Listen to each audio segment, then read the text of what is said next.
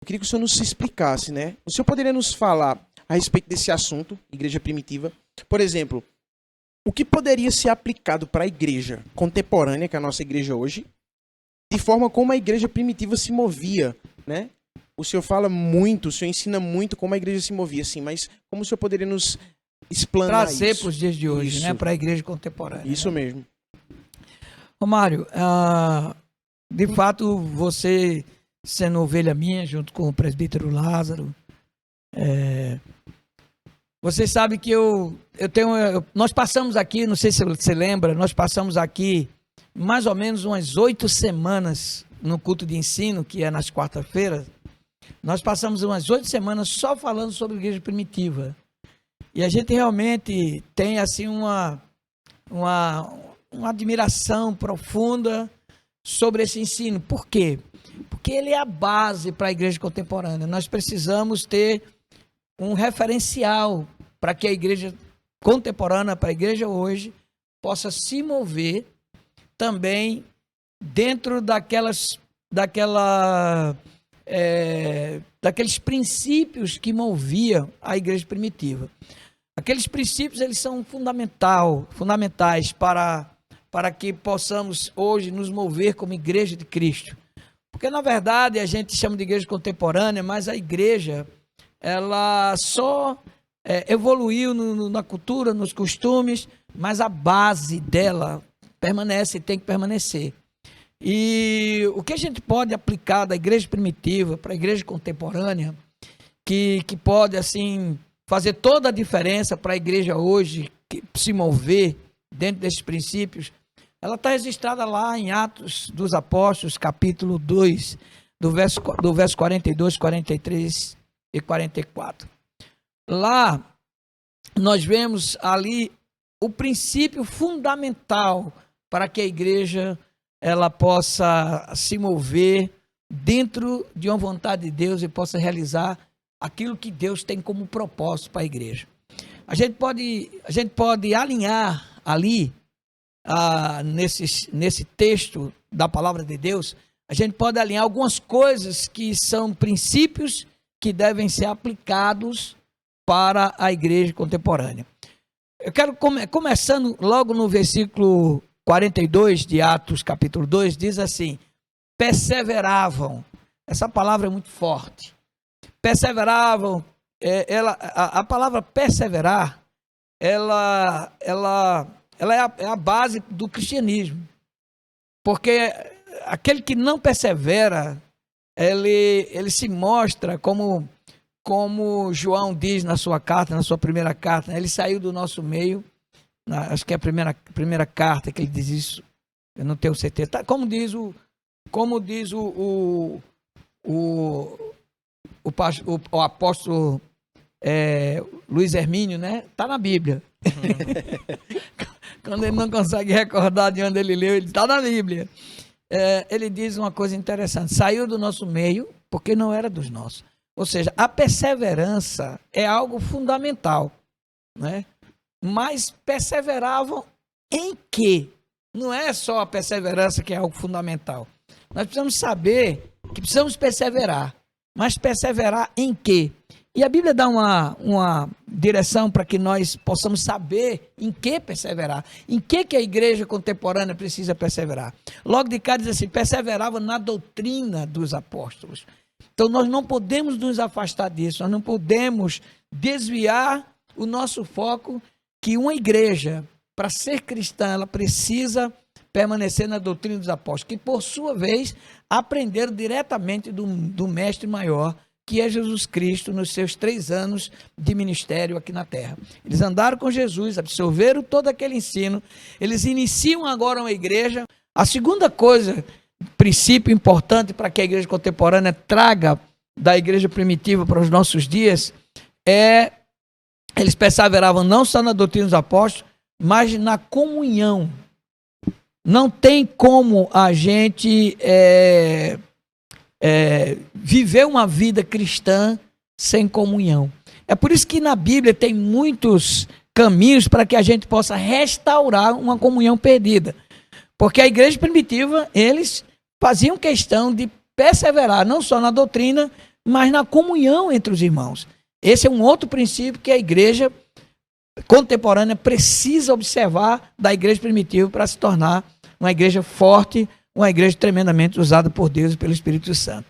A terceira coisa é que ele chama de perseverar também no partir do pão. Tem muita gente, eu respeito, mas eu tenho uma opinião própria a respeito dessa expressão, partir do pão. Tem muita gente que diz que ali era a Santa Ceia que eles tinham, mas se você observar como era a Santa Ceia da igreja primitiva, era realmente uma ceia, onde as pessoas levavam os alimentos e faziam uma grande ceia. E muita gente que não tinha o seu alimento, elas tinham comunhão com os alimentos daqueles que tinham sobrando, né? E lá embaixo a gente vai ver, tinham tudo em comum. Então eles levavam, e esse partir do pão diz respeito à generosidade. Nós precisamos nos mover nessa generosidade, no partir do pão. É importante que pão aqui não é aquele alimento feito pela padaria, né? Eu não consigo enxergar somente aquele pão, aquele alimento feito com trigo, massa, ovos, manteiga, etc. O pão aqui é sustento, sabe? Referente a dividir aquilo que você tem com os seus irmãos. Então eles perseveravam não só na doutrina, eles eram perseverantes, não só na doutrina, não só na comunhão, mas eles eram perseverantes também na generosidade, no partir do pão. A gente vai ver isso quando Lucas, o escritor sagrado, ele trata novamente disso lá no capítulo 4 do livro de Atos, né? Quando ele falava que vendiam suas propriedades e traziam os pés dos apóstolos, né? E tinham tudo em comum. Então o partir do pão é importante para a igreja de hoje. Nós vivemos num mundo hoje extremamente egoísta, um mundo onde as pessoas vivem para si demais. E o estímulo da igreja católica para a igreja contemporânea é que a gente entenda que a generosidade tem que fazer parte do cristianismo, da nova vida que nós abraçamos em Cristo Jesus. Dividir. A gente olha para a natureza e a gente aprende que os rios não têm os peixes para si, né? As árvores não têm os seus frutos para si, mas sim para os outros. Nós vemos que a terra, ela não tem a capacidade de produzir alimento para si e sim para os outros. A própria natureza nos ensina essa questão da igreja primitiva, que era a generosidade, no partir do pão.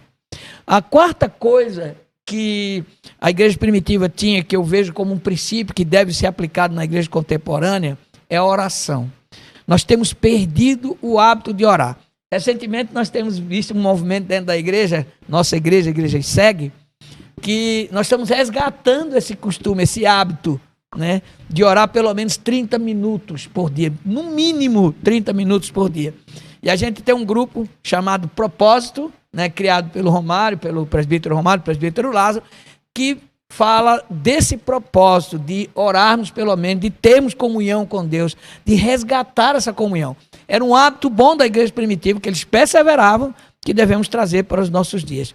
O quinto princípio que eu vejo na igreja primitiva que a gente precisa aplicar e que tem sido também perdido ao longo dos anos, até algumas correntes teológicas dizem que a gente não precisa temer a Deus, e na verdade eu não concordo com isso, porque nós precisamos temer. A gente vê Deus se apresentando para os hebreus logo quando liberta do Egito. Ele diz: prepara o povo que eu vou me apresentar.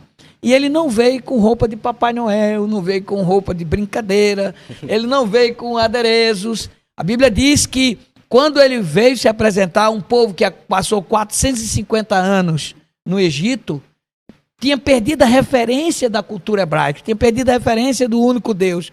E eles passaram a assimilar. E eles viam os deuses do Egito e eles assimilaram aquilo. E eles percebiam que os deuses dos egípcios brincavam com seus deuses.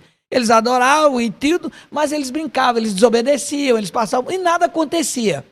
E quando Deus sai, essa é a minha opinião, tá certo? Eu respeito quem tem a opinião contrária. Quando ele sai do Egito, Deus disse: eu preciso fazer uma limpeza, eu preciso dizer para esse povo quem é o Deus dele. E eles precisam temer, porque eles precisam se aproximar de mim para poder levar a sério e assim serem perdoados, serem resgatados e salvos. E a gente sabe que Moisés leva o povo para o deserto, para o Monte Sinai, né? Para o deserto de Sinai. E lá no Monte Sinai, Deus se manifesta como? Trovões, relâmpagos, dangor, tremor de terra, tremor Fogo, o monte abalado, fumaça. fogo, fumaça, né? Bem manso. E o povo ficou, a Bíblia diz que, tanto é assim que a Bíblia diz que o povo ficou assustado. É claro que Deus não tinha o objetivo de imprimir terror em ninguém, mas ele estava dizendo, ó, aqui a coisa é séria, não é no Egito não. Não é os deuses dos egípcios, vocês precisam entender que vocês vão adorar um Deus santo. E isso precisa ser resgatado na igreja. Tem muita gente brincando com Deus, pensando que Deus é um bom velhinho. E isso tem levado pessoas a brincar com o pecado. Porque Deus nos conhecendo, Ele sabe que precisamos temer para poder amar. O temor nos aproxima de Deus e a proximidade de Deus nos faz conhecê-lo. E quando nós o conhecemos, passamos a amá-lo como ele é, na sua santidade. Mas o temor nos aproxima à obediência. E não tem como se aproximar de Deus sem obediência. Então a obediência é um canal, é um caminho para que a gente descubra o Deus de amor que ele é. A gente sabe muito bem, Deus nos conhece, que quando nós andamos numa rodovia que não tem o fotossensor, aquele limite de velocidade dificilmente é obedecido e respeitado. Mas quando nós nos aproximamos de um fotossensor, a velocidade fica padrãozinha, né? E a gente obedece, não porque a gente é um exemplo de obediência, mas o temor da multa, o temor de ter o seu carro apreendido, leva a gente a obedecer. E essa obediência faz com que, levando agora para o lado de Deus, faz com que a gente se aproxime desse Deus. Ele quebra a barreira e faz com que a gente descubra o Deus de amor que ele é. E aí a gente passa a conviver em harmonia e amor. Então o temor precisa ser resgatado para a igreja contemporânea. Temos perdido, vejo muita gente boa brincando com Deus. Né? A gente precisa trazer isso. E a Bíblia diz que entre os membros da igreja primitiva havia temor. Né? E o resultado disso aí? O resultado disso aí é que a Bíblia diz no verso 43 que muitos sinais e maravilhas eram operados pelos apóstolos. E muita gente cobra dos pastores esses sinais e maravilhas. Mas esses sinais e maravilhas operados pelos apóstolos só acontecia porque tinha uma igreja que seguia princípios.